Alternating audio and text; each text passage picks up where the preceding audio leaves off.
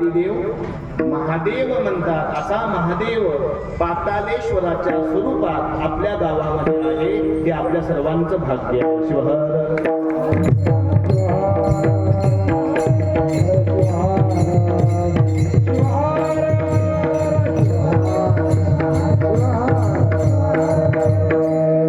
आणि आज त्या पातालेश्वराची ओळख व्हावी म्हणून आज गुरुप्रसाद आहे. मुलाला बापाची ओळख आईपासून होते, बरोबर आहे. मुलाला वडिलांची ओळख कुणापासून होते? आईपासून होते. तसं देवाची ओळख भक्ताला कुणापासून होते? गुरुपासून होते. म्हणून आज गुरुप्रसाद आहे. शिवहर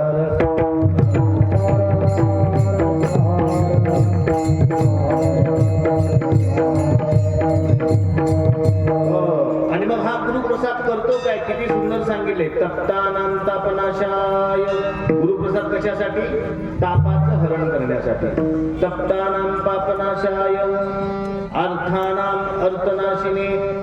दरिद्रता नष्ट व्हावी आणि धनाची प्राप्ती व्हावी याकरता गुरुप्रसाद. अंधानां दृष्टीदात्रेच. जे आंधळे झाले त्यांना डोळे देण्यासाठी गुरुप्रसाद. तुम्ही म्हणाल महाराज आम्हाला दिसतंय की तुम्ही 6 फुटाचे आहात. आंधळ कुणाला म्हणावं? ज्याला दिसत नाही त्याला आंधळ म्हणत नाहीत शास्त्रामध्ये. आंधळ कुणाला म्हणतात? की ज्याला दिसतंय पण कळत नाही त्याला आंधळ म्हणतात. आंधळ कुणाला म्हणावं? बोला. दिसतंय पण कळत नाही.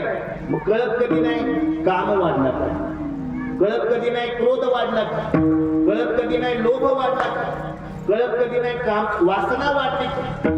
कळत कधी नाही? विषय वाढले की कळत नाही. आणि मग तो माणूस आंधळा होतो. आंधळा जसं मांजराला वाटते, मांजर दूध पिताना काय करतं? डोळे झाकून घेतं. त्याला वाटते मला आता कुणीच बघत.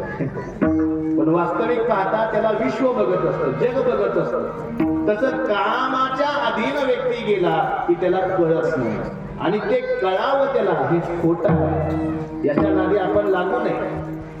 यांना आपला विध्वंस होणार आहे, आपला नाश होणार आहे. आणि म्हणून ते कळण्यासाठी जे प्राप्त करावं त्यालाही प्रसाद बनतात. शिवहर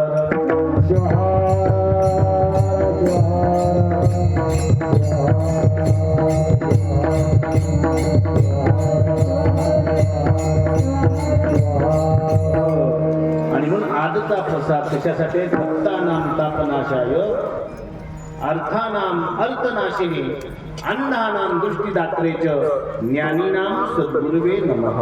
आणि म्हणून भगवान शिव ही ज्ञानाची देवता आहे. लक्षात ठेवा. कुणाची देवता आहे? ज्ञानाची देवता आहे. भगवान शिव कुणाची देवता आहे? वैराग्याची देवता आहे. आणि भगवान शिव कुणाची देवता आहे?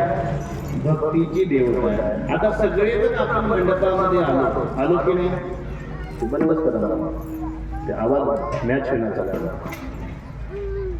भगवान शिव कुणाची देवता आहे? ज्ञान, भक्ती आणि वैराग्याची देवता आहे.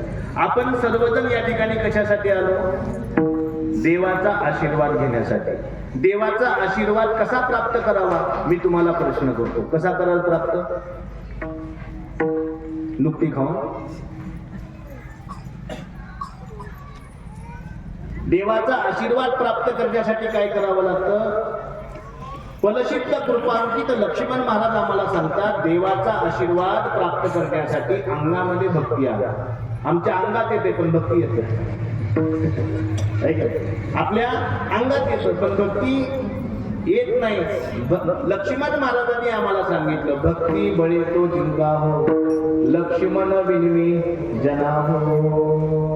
देवाला प्राप्त करायचंय ना, भक्तीचं बळ पाहिजे. आमच्याजवळ पैशाचं बळ आहे, धनाचं बळ आहे, ताकदीचं बळ आहे, जातीचं बळ आहे, गावाचं बळ आहे, पण भक्तीचं बळ आहे. मग भक्तीचं बळ प्राप्त करण्यासाठी काय करावं लागतं? तर पहिली भक्ती सांगितली श्रवण भक्ती. श्रवण मनन निधिध्यासे, साक्षात वस्तू भेटे विश्वासे. देवाच्या प्राप्तीकरता काय करावं? श्रवण करावं. श्रवण कशाचं करावं? त्याकरता गुरु. कशाचं श्रवण केलं पाहिजे? सकाळी उठल्यापासून झोपेपर्यंत आपण श्रवण कशाचं करावं? तर सांगितलं धर्मम चर, धर्माचं श्रवण करावं. सत्यम वद, सत्याचं श्रवण करावं. स्वाध्यायात न प्रमादितव्यम, स्वाध्यायाचं श्रवण करावं. विद्यार्थी स्वाध्याय करत नाही आणि म्हणतोय कलेक्टर व्हायचं, अवघड आहे. आणि म्हणून लक्षात ठेवा, श्रवण कशाचं करावं, वस्तूची प्राप्ती करायची आहे. मग श्रवण कसं करावं आणि कशाचं करावं हे जे शिकवतात त्यांना गुरु म्हणतात. म्हणून मन्मथ माऊलींनी परमरहस्य ग्रंथाच्या पहिल्या अध्यायामध्ये सांगितलं, गुरुचं सानिध्य प्राप्त झाल्यावर भक्ताला प्राप्त काय होतं. तर सांगितलं, तोची ज्ञान विज्ञानदायक. गुरु म्हणजे कोण आहे? ज्ञान देणारा, विज्ञान देणारा. तोची सर्व धर्माची सहाय्यक. गुरु म्हणजे धर्म देणारा. तोची सर्व तीर्थाचा नायक. गुरु म्हणजे सर्व तीर्थाचा राजा. आणि अशा गुरूंचं सानिध्य मिळाल्यानंतर ना आपली वृत्ती बदलते. वृत्ती लक्षात आलं का? लोहाने केली परिसाची, लोहाने परिसाची धरणी संग्रामी, लोहाने परिसाची धरणी संग्रामी.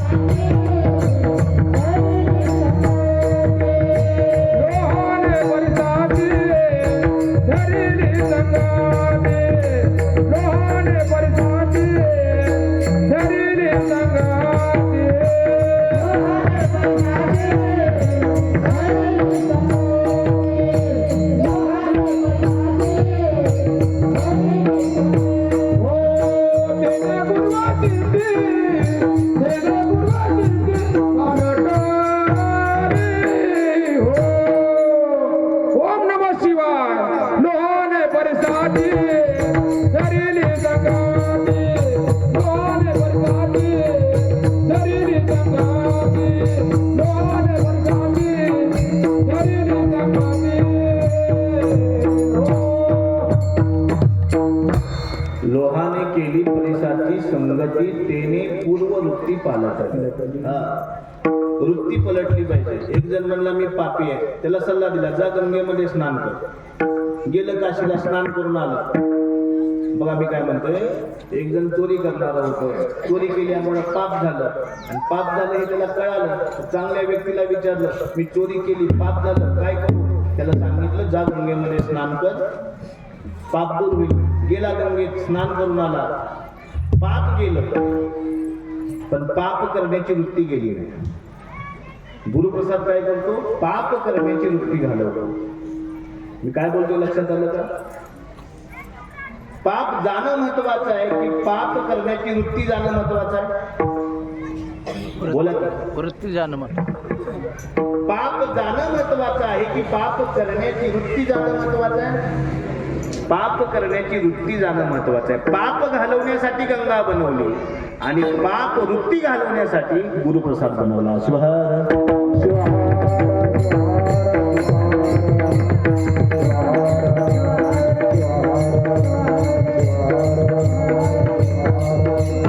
आणि म्हणून गुरु म्हणजे कोण प्रश्न पडतो ना. गुरु म्हणजे कोणाला म्हणावं? ज्ञानेश्वरी मध्ये सांगितलेलं आहे, बसायला सर्वांना पाठ असेल आहे का? पाठ ज्ञानेश्वरीतलं बसायला. गॅदरिंग मधली पिक्चरची गाणी पाठ असतात पण पसायदान म्हणलं की तोंड काळ करेल. पसायदानामध्ये आलेलं आहे की संत कुणाला म्हणावं, गुरु कुणाला म्हणावं. आणि म्हणून आपल्या घरातल्या लेकरांना निदान पसायदान किंवा मन्मथ माऊलींचा प्रसाद तरी पाठ असला पाहिजे. बरोबर आहे? गाडी खूप चांगली चालवता येते तुम्हाला, पण खिशामध्ये लायसन्स नसेल तर दंड भरावा लागणार. नुसती गाडी चालवता आली म्हणजे तुमचं जीवन सार्थक झालं असं होतं. म्हणजे धर्मात जन्म झाला म्हणजे तुम्ही महान झाला अशातला अर्थ नाही. त्या धर्माची लक्षणं पाहिजेत ना. भाळी भस्म लिंग गळा, भाळी भस्म लिंग गळा, भाळी भस्म लिंग गळा, भाळी भस्म लिंग गळा, भाळी भस्म लिंग गळा, भाळी भस्म लिंग गळा.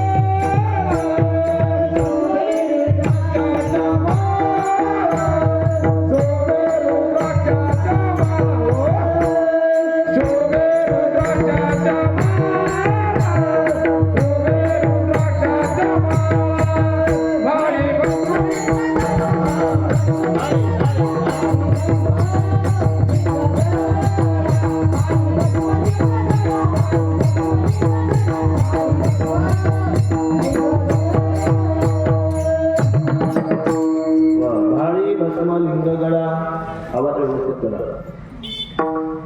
मॉनिटर लावत नाही का?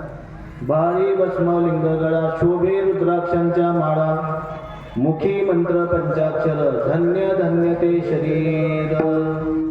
शरीराची धन्यता कशामध्ये आहे? भारी भस्म लावावं, गळ्यामध्ये लिंग रुद्राक्ष परिधान करावा, नित्य इष्टलिंग पूजा करावी, नित्य नमःशिवाय मंत्राचा जप करावा. ही शरीराची धन्यता आहे. मनाची धन्यता कशामध्ये आहे? हातामध्ये इष्टलिंग घेऊन त्याचं त्राटक करावं, ध्यान करावं. आमचं ध्यान कशाचं? सकाळी उठल्या उठल्या हातामध्ये मोबाईल, एका हातात चहाचा कप, याचं ध्यान आपल्याला. माऊलींनी सांगितलं ध्यान चुकीचं लागलं तर माणसाची वृत्ती बदलता येत नाही. आणि म्हणून ध्यान महत्वाचं आहे. आणि ध्यान लावण्यासाठी आडवं बंधन येणारं कोणतं आहे? तर मी आणि तू आहे. लक्षात आलं का? ध्यान का लागत नाही? बरेच जण म्हणतात ना, पुस्तकात ध्यान लागत नाही, शेतात ध्यान लागत नाही, गाडी चालवताना ध्यान लागत नाही, शाळेमध्ये ध्यान लागत नाही, कीर्तनामध्ये ध्यान लागत नाही. समजायचं आपल्याला झपाटलेलं आहे. काय झालेलं आहे? झपाटलेलं आहे, विंचू चावलेला आहे, भूत झपाटलेलं आहे. मग ते उतरण्यासाठी औषध पाहिजे की नाही?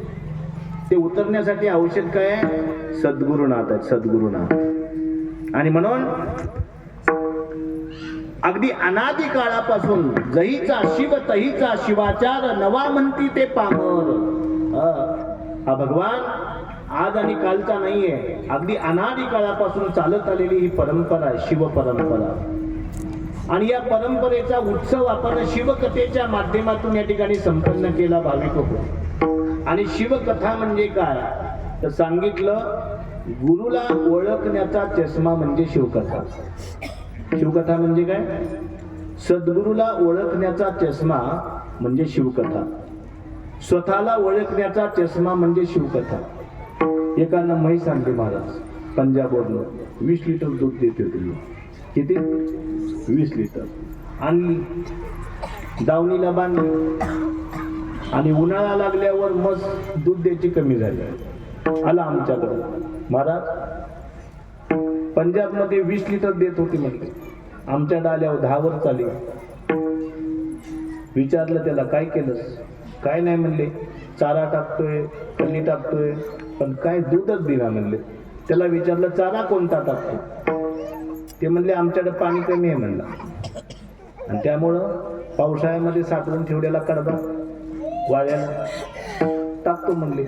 अरे म्हणले, पंजाबच्या म्हशी हे खात नाहीत म्हणले. हा, त्याच्यामुळे दूध कमी झालं. गुरुला लक्षात आलं. आता उपाय काय द्यायचा? उपाय काय द्यायचा? तर उपाय देत असताना एकच दिला, हिरवा चष्मा घाला म्हणले म्हशीला. काय दिला उपाय? हिरवा चष्मा घाला म्हणले. जाऊन त्यानं हिरवा चष्मा घातला महाराज. त्या गायीनं कड चारा खाल्ला. जसा चारा खाल्ला तसं दूध दिलं. तसं आपल्याला चष्मा घालण्यासाठी शिवकथा. आणि हा चष्मा कसा आहे? ज्ञानाचा चष्मा, भक्तीचा चष्मा, वैराग्याचा चष्मा आहे. आणि हा चष्मा ज्यांच्या जवळ असतो त्यांच्या जीवनामध्ये आनंद आणि आनंदाचा. आनंदी आनंदकडे, इकडे तिकडे चोहीकडे, वरती खाली मोद भरे, आनंदी आनंदकडे. मग हा आनंद प्राप्त करायचा असेल तर चष्मा जवळ ठेवावा लागणार आहे. मग तुमच्याजवळ चष्मा आहे का? आमच्याजवळ भिंगाचा चष्मा, टीव्ही बघून, मोबाईल बघून. आता WHO न असं सिद्ध केलेलं आहे, वय वर्ष 10च्या आत असणाऱ्या मुलांना चष्मे सर्वांनाच लागणार आहे. कारण प्रत्येकाच्या मोबाईल स्क्रीनचा टाइम पाहिला तर प्रत्येकाच्या हातातला मोबाईल दिवसातून 6 तास प्रत्येक व्यक्ती बघतो. किती? 6 तास. आणि त्याच्यामुळे डोळ्याचे प्रॉब्लेम इतके मोठे होणार आहे. आणि म्हणून येणाऱ्या काळामध्ये मुलांना काय शिकवा? डोळ्याचा डॉक्टर बनवा. लय पैसा कमवशील आपण. हा सुद्धा गुरुप्रसादच आहे. सल्ला द्यायला लागतो. डोळ्याच्या डॉक्टरला किंमत खूप येणार आहे, खूप येणार आहे. कारण मोबाईल शिवाय जेवण नाही, मोबाईल शिवाय चहा नाही, मोबाईल शिवाय झोप नाही, मोबाईल शिवाय गाडी चालवत नाही. आता येता 100च्या स्पीडनं गाडी, कानाला असा मोबाईल, थोडा धक्का लागला मेलं तिकडं. म्हणजे एवढं वेळ मोबाईलनं लावलेलं आहे. आता देवाला अवताराला यावं लागणार आहे, व्यासाला, आणि त्या शिवकथेमध्ये लिहावं लागणार आहे, विषयामध्ये मोबाईलचं नाव लिहावं लागते. सगळ्यात मोठा विषय कुठला झालाय आता? मोबाईल झालाय. पूर्वी विषय वेगळे होते, काम, क्रोध, लोभ, मोह, मद, मत्सर, पहिले हे विषय होते. आता हे सगळं काढायचं आणि तिथं फक्त मोबाईल ठेवायचा. बरोबर बोललो की नाही? आणि ते मोबाईलचं विष निघून जावं याकरता सुद्धा गुरुप्रसाद आहे. शिवहर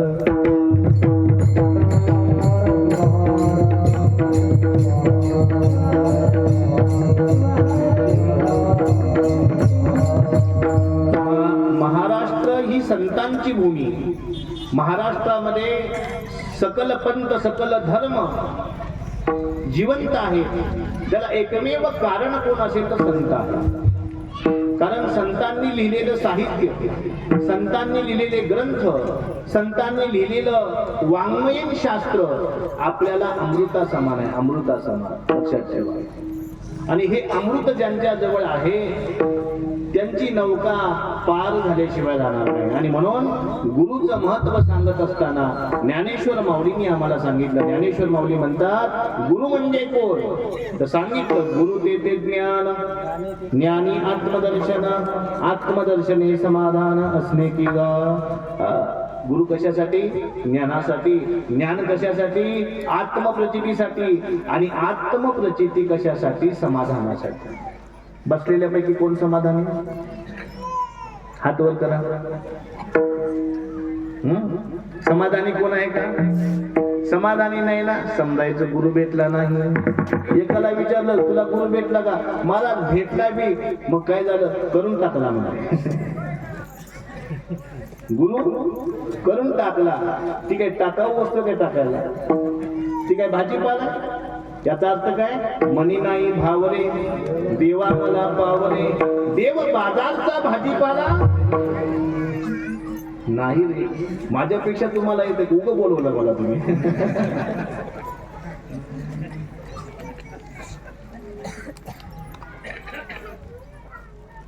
मनी नाही भावरे, देवा मला पावरे. आणि देव बाजारचा भाजीपाला नाही रे. आणि म्हणून मनामध्ये भाव तर शिवकथा, मनामध्ये भाव तर गुरुप्रसाद आहे, मनामध्ये भाव तर माणुसकी आहे. आणि मनामध्ये भाव नसेल तर सगळं शून्य आहे. मला सगळं शून्य. मनामध्ये भाव असल्यावर कुठं काय लिहावं हे कळतं. एका फळ्यावर एक संख्या लिहिली, 2 विद्यार्थी. शिक्षकानं सांगितलं आपल्या विद्यार्थ्याला, आपल्याला ही संख्या मोठी करायची आहे. काय सांगितलं? आपल्याला ही संख्या, एक ही संख्या मोठी करायची आहे. काय करावं लागेल? एकाच्या हात, दोघांच्या हातामध्ये खडू दिला. पहिलं आलं, फळ्याजवळ गेलं, जिथं 1 लिहिलं होतं त्याच्या डाव्या बाजूला 0 लिहिलं. दुसरं आलं, जिथं 1 लिहिलं होतं त्याच्या उजव्या बाजूला 0 लिहिलं. संख्या कोणी मोठी केली? पहिल्यानं की दुसऱ्यानं? दुसऱ्यानं. ज्याला वाटलं पहिल्यानं केली ते नापास झालं, आणि ज्याला वाटलं दुसऱ्यानं केली ते पास झालं. कारण संख्या मोठी करण्यासाठी संख्येच्या कुठं लिहावं लागतं? उजव्या बाजूला 0 लिहावं लागतं. तसं माणसाला मोठं होण्यासाठी माणसानं उजव्या बाजूला चालावं. लिहिलेलं असतं की नाही ट्रकवर? वाचलं की नाही कधी? चालत असताना कसं चाला? उजव्या बाजूला चाला. उजवी बाजू म्हणजे धर्माची बाजू आणि डावी बाजू म्हणजे अधर्माची बाजू. लक्षात घ्या. अधर्माच्या बाजूने दुर्योधन उभा होता 18 अक्षौहिणी सेना घेऊन. कोणती सेना? 18 अक्षौहिणी सेना घेऊन डाव्या बाजूला दुर्योधन उभा होता, पण जिंकला पण. उजव्या बाजूला उभा असणारे 5 पांडव जिंकले. उजवी बाजू म्हणजे धर्माची बाजू, डावी बाजू म्हणजे अधर्माची बाजू. मला सांगा, तुम्ही उजव्या बाजूसाठी आलात की डाव्या बाजूसाठी आलात? मंडपामध्ये बोला बोला, सगळेजण बोला. पैसे लागत नाही, तिथे फुकट आहे सगळं. उजव्या बाजूसाठी आला. उजवी बाजू कोणाची आहे? दुर्योधनाची की अर्जुनाची? घरामध्ये पोटामध्ये आपल्या जन्माला येणारा पुत्र दुर्योधनासारखा असावा की अर्जुनासारखा असावा? हा, अर्जुनासारखा असावा. दुर्योधनासारखा असला तर मोबाईल घेऊन बसायचा, आणि अर्जुनासारखा पाहिजे असेल तर घरामध्ये आसनी भोजनी गमनी शयनी प्रत्येक वेळेला त्या भगवंताचं स्मरण पाहिजे. आपल्याला स्मरण आहे का?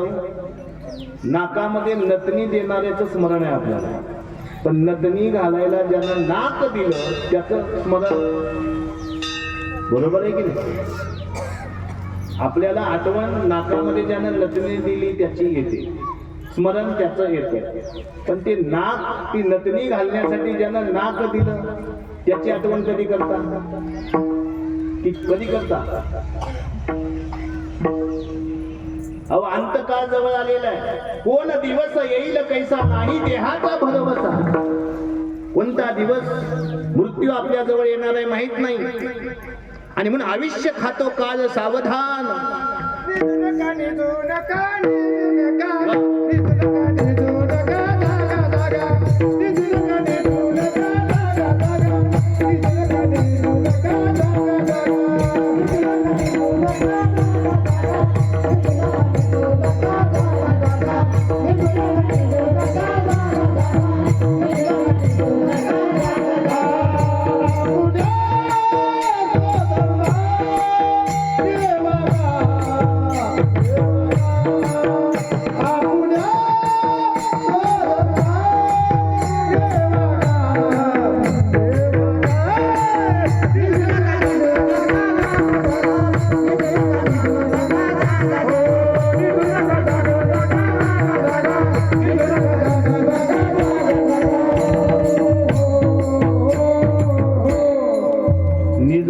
जागा जागा आपुल्या स्वधर्माने वागा.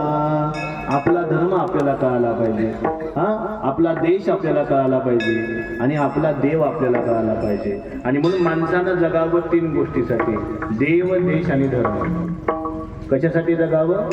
देवासाठी जगावं, धर्मासाठी जगावं आणि देशासाठी जगावं. आपण कशासाठी जगतो? पत्नी मेरा गुरु बाल बच्चे साधू संत अब पूजा किसकी करू. आमचं हे सिद्धांत आहे की नाही? आपलं जीवन यातच आहे, खाया पिया सुखसे सोया आणि चादर लिओ ओढाया आहे की नाही? थंडीचे दिवस आहे, 11 वाजल्याशिवाय उठतात महाराज. एका मुलीचा बाप आला, म्हणाला लग्न करायचं आमच्या मुलीचं. म्हणलं कसा मुलगा पाहिजे? त्यानं मला सांगितलं, ज्या घरामध्ये 11च्या नंतर न उठतात असं घर बघा म्हणलं. म्हणलं 2 वर्षाला भिकाला येते म्हणलं. जे 11ला उठते ते भिकारीच होणार की. सूर्योदयाच्या अगोदर उठावं आणि आपल्या स्वतःच्या हाताला पाहावं. हस्तस्य भूषणम दानम. हे हात दान देण्यासाठी आहे. आणि दान कधी देऊ शकतो? ज्यावेळी आपलं कर्म उत्तम असेल, आपली नियत उत्तम असेल, हा, त्यावेळी आपण हातानं दान देऊ शकतो. नाहीतर कसं दान देणार म्हणतात की नाही? आणि म्हणून सांगितलं, सकाळी उठल्या उठल्या काय करायला पाहिजे? काय करायला पाहिजे? कराग्रे वसते लक्ष्मी, करमूले सरस्वती, कर मध्ये स्थितो ब्रह्मा प्रभाते कर दर्शनम. सकाळी उठल्या उठल्या आपल्या हातामध्ये कोण आहे? लक्ष्मी आहे, सरस्वती आहे, नवे नवे ब्रह्मदेव आहे. आणि म्हणून त्यांचं दर्शन घेतलं पाहिजे. किती जण घेतात हाताचं दर्शन? हातामधल्या चहाचं घेत असतील, हातामधल्या मोबाईलचं घेत असतील, पण हाताचं कोण घेते? पण हाताचं दर्शन घेतलं पाहिजे. पृथ्वी मातेचं दर्शन घेतलं पाहिजे. शमया धरित्री, आपली किती घाण ती सहन करते पृथ्वी माता, म्हणून तिचं दुसऱ्यांदा दर्शन घेतलं पाहिजे. आणि हे विश्व दाखवणारे कोण आहे? मातृदेवो भव, पितृदेवो भव. आई वडिलांचं दर्शन घेतलं पाहिजे. कोण घेतं आई वडिलांचं दर्शन? सगळ्यांच्या आया वृद्धाश्रमामध्ये. वृद्धाश्रम नसेल तर शेतातल्या बाजूवर झोपड्यामध्ये आहे की नाही? प्रत्येकाची स्थिती आलेली. कशामुळं? धर्म फक्त आपण बोलण्यापुरता ठेवला. धर्म जरा आचारामध्ये विचारामध्ये आणा. धर्म उच्चारामध्ये राहिला फार मोठं पुण्य नाही महाराज, फार मोठं पुण्य भेटणार नाही. फक्त उच्चाराकरता धर्माचा वापर केला तर. पण धर्म आचार आणि विचारामध्ये आणला तर मात्र आनंद आहे. हा धर्म कसा आहे बघा. तुम्ही गृहस्थी लोक आहात. कोण आहात? गृहस्थी. तुम्ही कोण आहात? संसारी. आणि संसार कसा आहे? अरे संसार संसार जसा तवा चुलावर आधी हाताला झटके मग मिळते भाकर, असा संसार आहे. म्हणजे दुःखदायी आहे. आणि तरी सुद्धा त्यामध्ये सुख हवं आहे आम्हाला. तर काय करा? शास्त्राने आम्हाला सांगितलं काय करा? सानंद सदनम सुताच सुदयः कांताच मधुर भाषणी. म्हणून देवाला प्रार्थना करा जीवनामध्ये बायको भेटावी कशी? मधुर बोलणारी. काही नको. बायको कशी असावी? मधुर बोलणारी. पण शास्त्रानं सांगितलं मधुर बायकोनं बोलावं पण हिताचं बोलावं. भावाभावामध्ये भांडणं लावणारं बोलू नये. सासू पुत्रामध्ये भांडणं लावणारं बोलू नये. त्यानं घराचा नरक होणार आहे. आणि म्हणून घराची व्याख्या करत असताना सांगितलं घर असावे घरासारखे नकोत नुसत्या भिंती, तेथे असावा प्रेम जिव्हाळा नकोत नुसती नाती. आज आम्ही स्वाभिमानानं सांगतो 1 लाख शिष्य आमचा. पण आश्चर्य झाल्यावर एकाचा फोन आला नाही. प्रेम राहिले का? मोबाईलवर सकाळच्या वेळेला 370 मेसेज येतात. शुभ प्रभात, झालं का जेवण, झालं का नाश्ता. आणि घराच्या समोर गेल्यावर एक तांब्याभर पाणी देत नाही. जेवण करा म्हणत नाहीत, नाश्ता करा म्हणत नाहीत. प्रत्येकाच्या घरातली स्थिती केली. सिटीमध्ये राहणाऱ्या घरामध्ये जाणं तर लईच अवघड झालं. खेडेगावामध्ये तर थोडं बरं आहे. मी पाहुणचार होतो. सिटीमध्ये तर काहीच नाही. आता सिटीच्या घराच्या बाहेर बोर्ड लावलेला आहे अतिथी तुम कब जाओगे.